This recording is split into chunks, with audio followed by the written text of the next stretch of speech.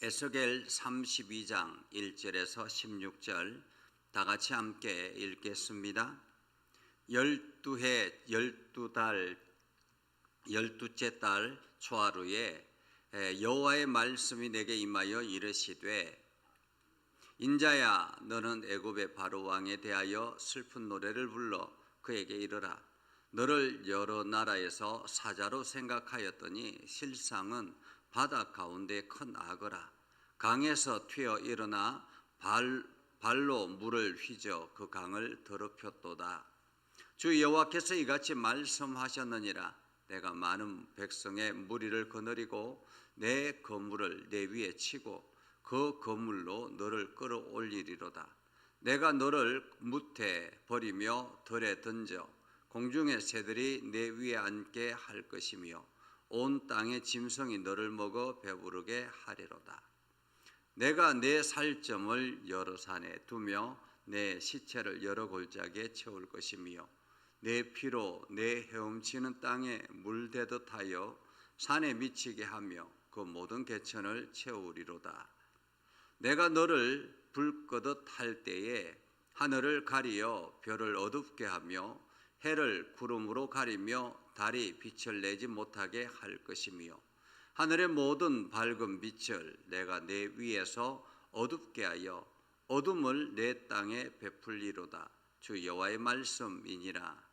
내가 내 패망의 소문이 여러 나라 곧 내가 알지 못하는 나라들에 이르게 할 때에 많은 백성의 마음을 번뇌하게 할 것이며 내가 그 많은 백성을 너로 말미암아 놀라게 할 것이며 내가 내 칼이 그들의 왕 앞에서 멈추게 할 때에 그 왕이 너로 말미암아 심히 두려워할 것이며 내가 엎드러지는 날에 그들이 각각 자기 생명을 위하여 무시로 떨리로다.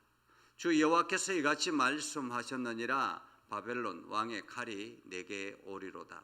나는 내 무리가 용사 곧 모든 나라의 무서운 자들의 칼에 엎드러지게 할 것이며 그들이 애굽의 교만을 패하며 그 모든 무리를 멸하리로다. 내가 또 그 모든 짐승을 큰 물가에서 멸하리라니 사람의 발이나 짐승의 굽이 다시는 그 물을 흐리지 못할 것이며 그때 내가 그 물을 맑게 하여 그 강이 기름같이 흐르게 하리로다. 주 여호와의 말씀이니라. 내가 애굽 땅이 황폐하여 사막이 되게 하여 거기에 풍성한 것이 없게 할 것이며 그 가운데 모든 주민을 치리니 내가 여호와인 줄을 그들이 알리라. 이는 슬피 부를 노래이니 여러 나라 여자들이 이것을 슬피 부르며 애굽과 그 모든 무리를 위하여 이것을 슬피 부르리로다. 주 여호와의 말씀이니라. 아멘. 오늘도 하나님의 은혜가 여러분의 삶에 가득하기를 바랍니다. 오늘도 하나님의 영광이 여러분을 통해서 나타나기를 주님의 이름으로 축복합니다. 오늘 본문은 12째 해 12둘째 달 초하루에 라는 말씀으로 시작을 합니다.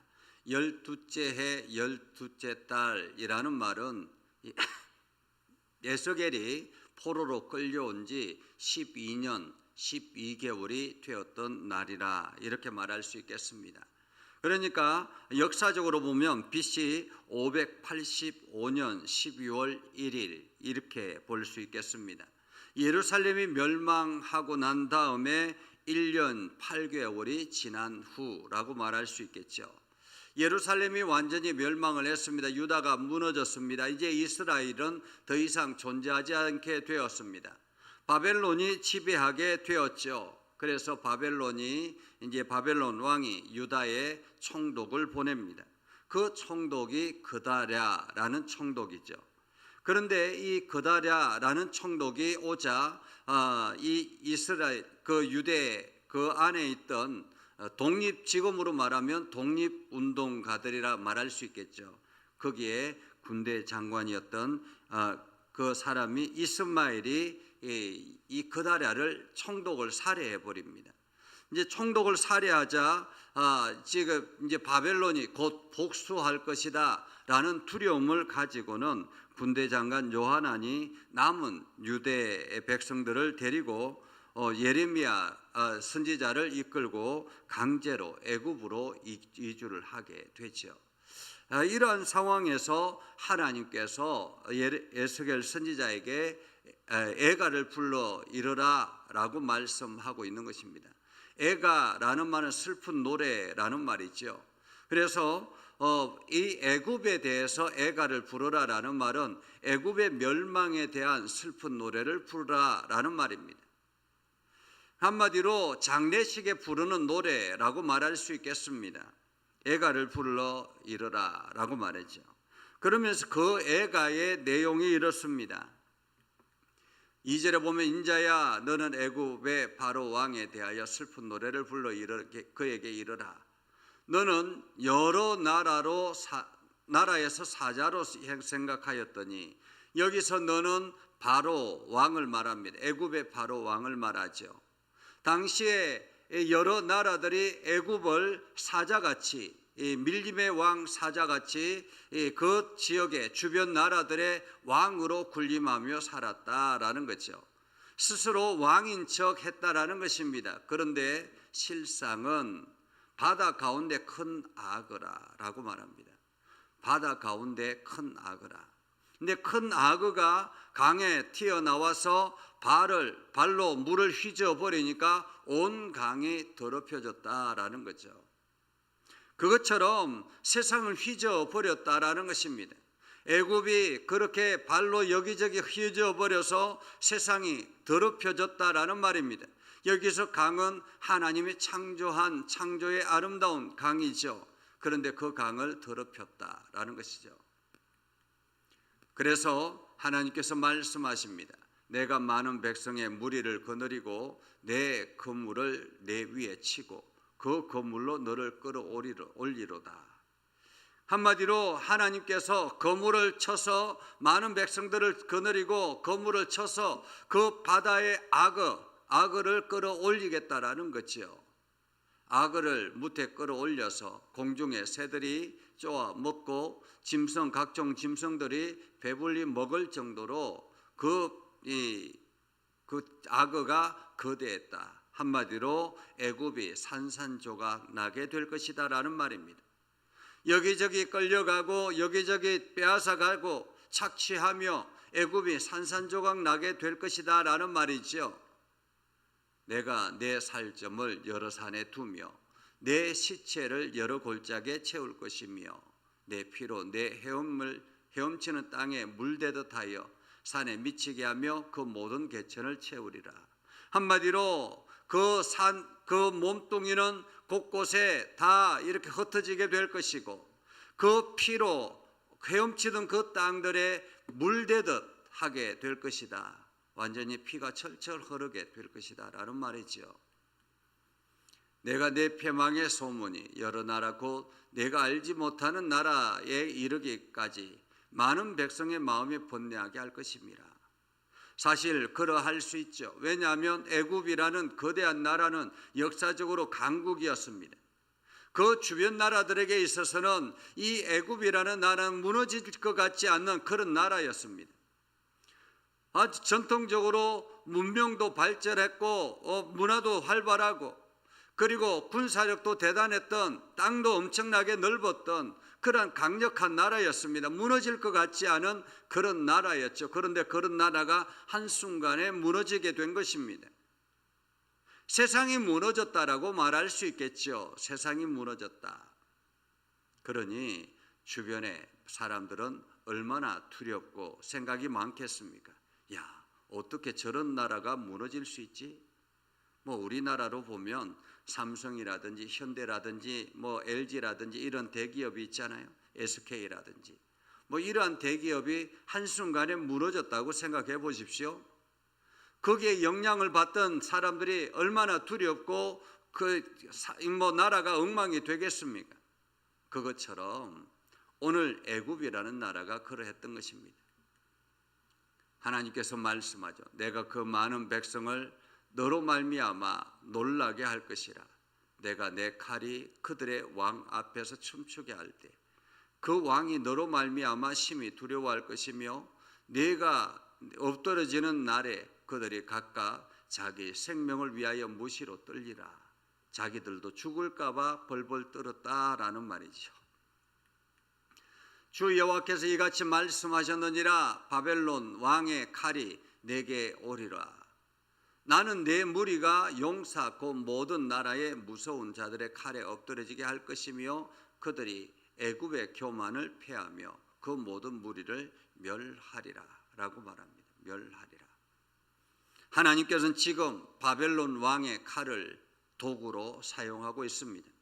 이 바벨론 왕의 칼, 바벨론이 하나님을 믿어서 그 칼을 사용하시는 것이 아니죠. 바벨론도 여전히 야만인이었습니다. 그러나 하나님께서 바벨론을 들어서 이 유다를 멸하게 하시고 그리고 애굽을 멸하게 하시겠다라고 말씀하고 있는 것입니다. 내가 또 그 모든 짐승을 그 물가에서 멸하리니 사람의 발이나 짐승의 굽이 다시는 그 물을 흐리지 못하게 할 것이라. 하나님께서 창조하신 그 아름다운 세상을 다시는 흐리지 못하게 할 것이다 라는 말입니다. 그때 내가 그 물을 맑게 하여 그 강이 기름같이 흐르게 할 것이라. 하나님께서 모든 것을 정리하고 나면 그 다음에는 아름다운 강이 그대로 복원이 될 것이다 라는 말씀이지요. 내가 애굽 땅이 황폐하여 사막이 되게 하여 거기에 풍성한 것이 없게 할 것이며 그 가운데 모든 주민을 치리니 내가 여호와인 줄을 그들이 알리라. 이는 슬피 부를 노래이니 여러 나라 여자들이 이것을 슬피 부르며 애굽과 그 모든 무리를 위하여 이것을 슬피 부르리로다. 주 여호와의 말씀이니라 라고 말씀합니다.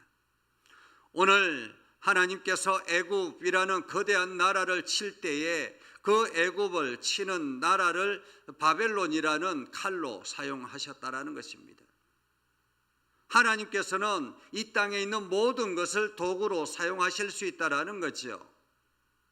때로는 여러분을 도구로 사용하시기도 하지만 믿지 않는 사람을 도구로 사용하시기도 합니다. 하나님께서는 무엇이든지 이 땅에 있는 모든 것을 도구로 사용하신다라는 거죠. 그렇기 때문에 교만했던 애굽이, 그 거대했던 애굽이 무너질 것 같지 않던 애굽이 하나님이 칼로 들어 사용하시는 바벨론을 통해서 철저하게 무너지는 그러한 광경을 목격했다라는 것입니다. 오늘 우리가 사는 세상도 마찬가지이죠. 지금 세상 곳곳에 전쟁이 일어나고 있습니다. 러시아라는 푸틴이 갑자기 일어나더니 이 우크라이나를 침략하고 그 전쟁이 오랫동안 지속이 되면서 세계에 경제적인 영향을 미칩니다. 지금 이란과 미국이 전쟁을 합니다. 이스라엘이 함께 전쟁을 합니다. 연합하여 전쟁을 합니다.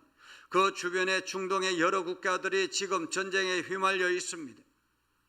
이러한 모든 것들이 하나님께서 누구를 칼로 들어 사용하시는지, 누구를 처단하기 위해서 칼로 들어 사용하시는지 우리는 세상을 보면서 알아야 하는 것입니다.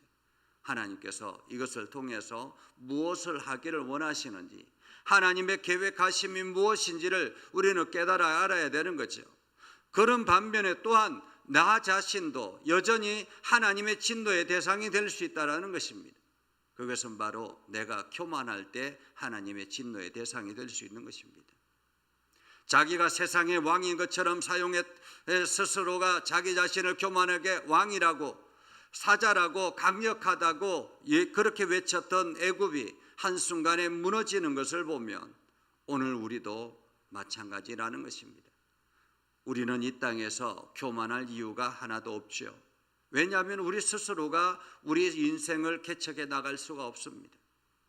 하나님에 의해서 우리는 살아가고 있을 뿐입니다. 오늘도 하나님께서 우리에게 생명을 주셨기 때문에 살아가는 것입니다. 하나님께서 오늘도 우리를 일으켜 세워주셨기 때문에 하루를 시작하는 것입니다.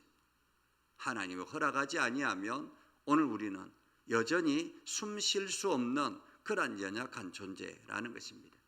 그렇기 때문에 오늘도 그 하나님 앞에 엎드려 겸손하게 나아가야 하는 거죠. 하나님 오늘도 우리를 사용하여 주십시오.